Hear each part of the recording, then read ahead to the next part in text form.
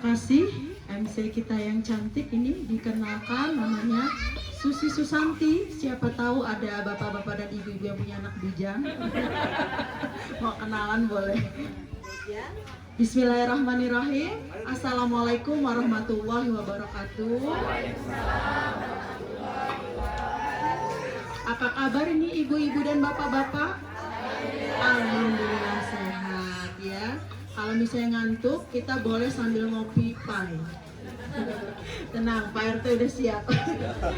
Baik ya, jadi tadi sudah dipaparkan oleh Pak RT kita, Bapak Yudi Irawan, bahwasannya masyarakat ini sekarang ini, apalagi setelah keluar dari pandemi, mau usaha bingung, modalnya belum ada gitu kan.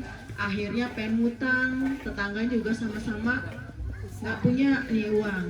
Nah, beredarlah pinjaman online. Nah, yang jadi masalah pinjaman online ini ada yang legal dan ilegal, ya kan? Cuman masalahnya masyarakat kan nggak ngerti. Yang penting dapat uang cepat, pengen usaha buka bakul pecel gitu kan? Gimana caranya? Itu dia yang kadang-kadang terjebak dengan pinjaman online yang ilegal. Akhirnya nanti nauzubillah min zalik nih, sampai ada yang dikejar-kejar pakai golok ya Pak Yudi ya, kejar-kejaran. Bahkan ada beberapa juga yang kasus-kasus yang terjadi itu sampai dia ngetokin semua tetangganya ya, minta sumbangan untuk membayar pinjaman online. Nah, di sini sudah hadir ini para dosen-dosen dari Fakultas Hukum Universitas Lampung yang memang selalu mengadakan pengabdian kepada masyarakat.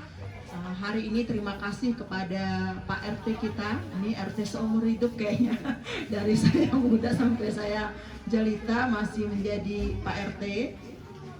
Nah, sudah memberikan kesempatan, waktu, dan audien ini yang sangat ramai ya, sekitar 30-50 orang. Pada kesempatan siang hari ini nanti akan didahului penyuluhan hukum terkait dengan literasi keuangan sebagai upaya pencegahan jebakan pinjaman online. Ini oleh Bapak Ahmad Zazili. Kepada Bapak Ahmad Zazili dipersilahkan. Baik, terima kasih Bu Fatona SHMH. Assalamualaikum warahmatullahi wabarakatuh. Selamat siang ya, selamat siang. Salam sejahtera untuk kita semua. Semoga kita senantiasa dalam kesehatan dan keberkahan. Amin. Tabi pun. Baik, Bapak Ibu sekalian, pertama tadi sudah diperkenalkan oleh Pak Yudi, Pak RT ya. Jadi memang kami ini dari tim Fakultas Hukum Universitas Lampung.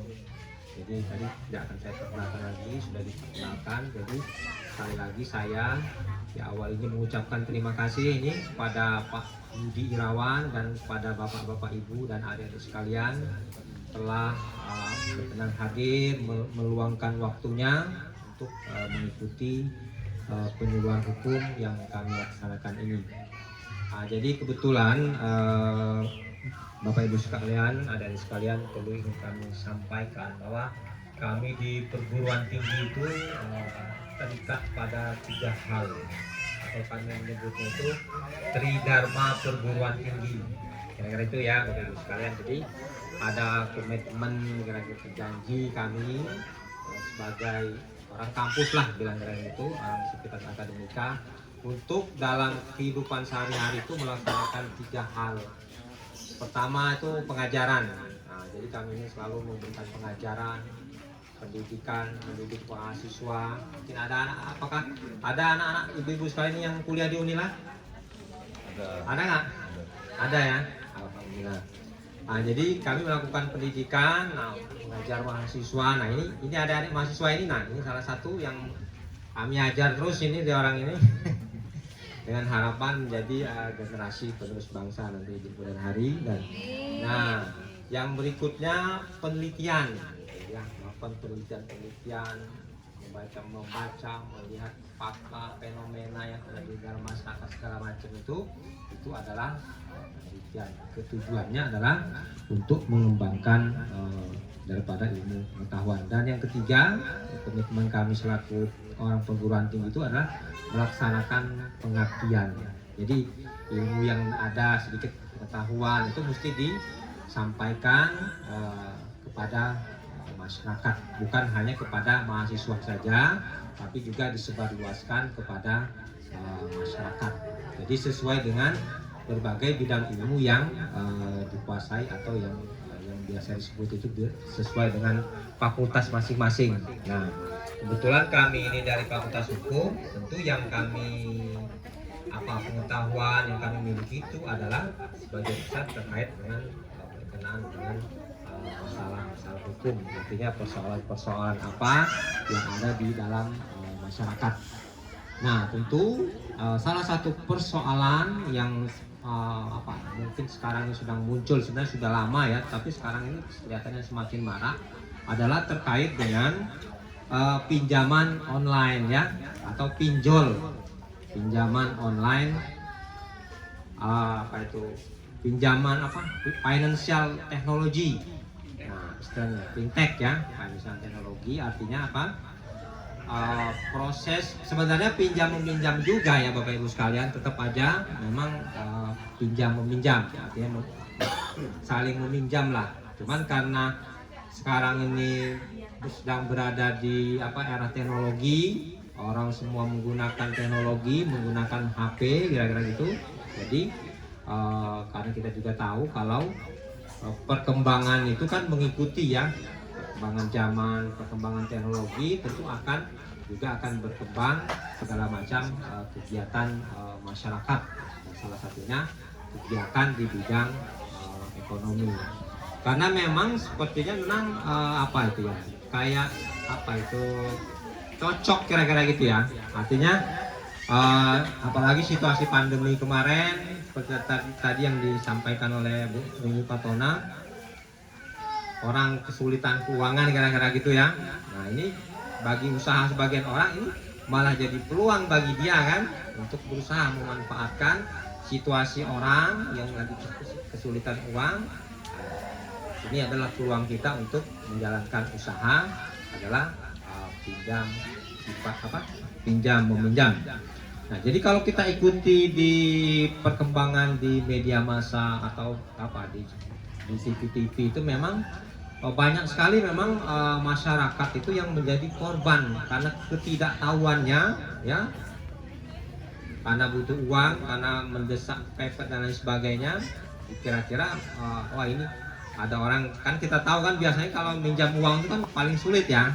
Minjam uang itu jarang sekali orang dengan mudah meminjamkan uang. Biasanya orang mau meminjamkan uang itu misalnya hanya karena saudara atau teman, kira-kira gitu, tetangga yang ada hubungan kenal dekat lah kira-kira, dan dia juga ada kepercayaan bahwa uang yang dia berikan akan kembali, kira-kira gitu kan. Artinya orang, poinnya adalah orang tuh tidak gampang meminjamkan uang. Tapi kok ini ada ya orang yang menawarkan kira-kira demikian mudah tanpa persyaratan apa-apa, kok bisa segera cair. Nah, ini masyarakat tidak tahu, seolah-olah memang itu orang hanya sekedar meminjamkan aja, tapi ternyata setelahnya itu ada dampaknya gitu ya. Nah, jadi itulah kehadiran kami di sini ini ingin menyampaikan kepada bapak-bapak dan ibu-ibu sekalian tentu untuk berhati-hati apabila ada pihak-pihak yang menawarkan pinjaman ya, apalagi misalnya melalui HP. Nah, ini harus hati-hati ya. Saya juga sering sekali ya, tahu-tahu kami dari koperasi ini ya, kira-kira ya, mungkin juga ibu-ibu juga mengalami hal seperti itu. Kalau ada hal-hal seperti itu maka wajib untuk berhati-hati. Nah, jadi makanya itu kehadiran kami di sini adalah artinya kalau dalam konsep kami itu namanya literasi, berbagi pengetahuan lah, pengetahuan bukan pula mengajari ya, mungkin bapak ibu juga sudah memahami juga, tapi sekedar berbagi pengetahuan saja. Intinya kita harus berhati-hati apabila ada orang yang menawarkan pinjaman-pinjaman dengan mudah. Jadi karena memang kalau dilihat dari aspek peraturan ya Bapak Ibu sekalian terkait dengan pinjaman online ini sudah ada sebenarnya peraturan yang mengaturnya ya, yaitu peraturan yang dikeluarkan oleh Otoritas Jasa Keuangan nomor 77 tahun 2016 tentang layanan pinjam meminjam uang berbasis teknologi informasi atau yang disebut dengan OJK. Artinya apa? Sebenarnya kalau secara hukum perusahaan atau pihak yang meminjam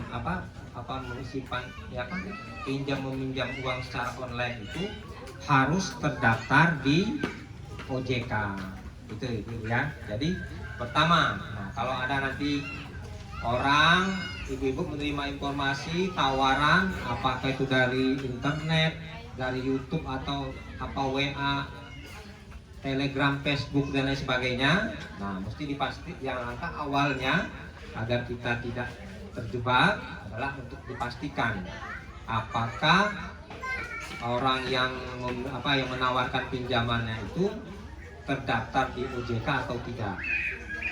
Itu ya ibu sekalian. Jadi mungkin ya kalau sebenarnya sih kalau sekarang ini kan sudah era internet, mungkin nggak tahu ya ibu-ibu juga mungkin sudah adalah yang tahu paling nggak anak-anaknya ya. Jadi bisa melalui anaknya atau saudara-saudaranya yang memahaminya tuh kita tinggal klik aja di HP kita itu ya. HP tinggal klik aja OJK kira-kira gitu. Mungkin sekarang bisa ibu-ibu langsung praktek klik aja OJK langsung keluar. Itu bisa dilihat daripada kita lihat TikTokan terus ya Bapak Ibu sekalian. Sekali-sekali ya lihatlah hal-hal yang berkenaan dengan pengetahuan pada TikTok atau apa itu. Jadi apa namanya itu Instagram itu ya, Facebook.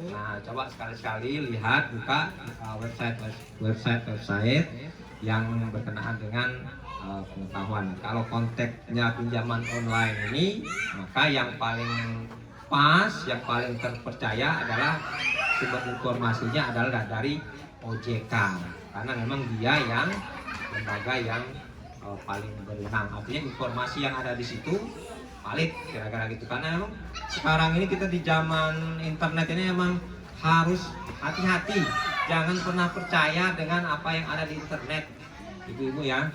Sekarang ini foto bisa diedit, keterangan bisa dimanipulasi.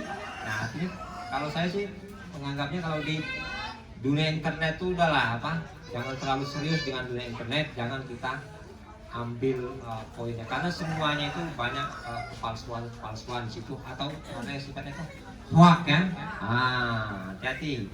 Jadi kalau misalnya karena itu tadi gambar tuh dengan teknologi semuanya bisa diedit, kira-kira diedit lalu disebarluaskan. Ya sekali lagi jangan mudah terpercaya dengan apa yang ada di dalam internet sekali itu. Kalaupun itu kalau yang percayanya itu ya tadi kita pada lembaga-lembaga yang resmi. Kalau konteksnya ini pinjaman online, kalau ada orang yang menawarkan sedemikian rupa ya dengan menarik, merayu-rayuan tawaran menarik, waspada dulu ya.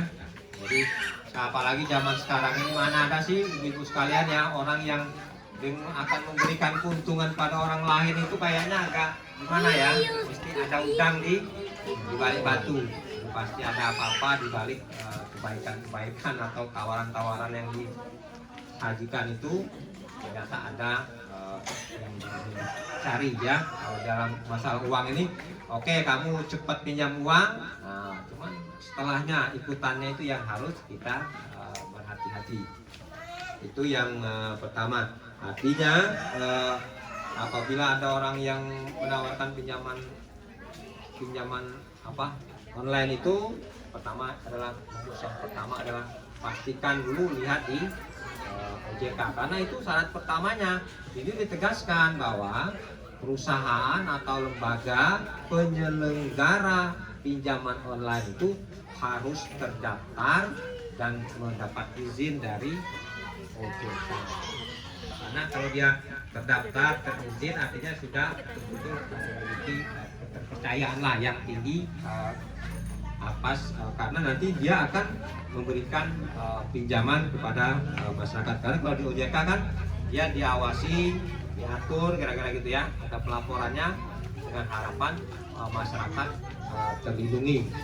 Jadi itu poin pertama, artinya kita harus pandai memilih dan memilah informasi kalau yang ada yang menawarkan terkait dengan pinjaman-pinjaman yang di online ini. Karena diyakini hampir semua pemilik data itu sudah sekarang ini bocor ya Pak Randy, yang gimana itu kita nggak tahu lagi gimana prosesnya. Kadang-kadang memang kita juga ya mungkin bisa ada pihak yang menyalahgunakan, misalnya kita, apalagi kalau misalnya kita beli itu ya Bu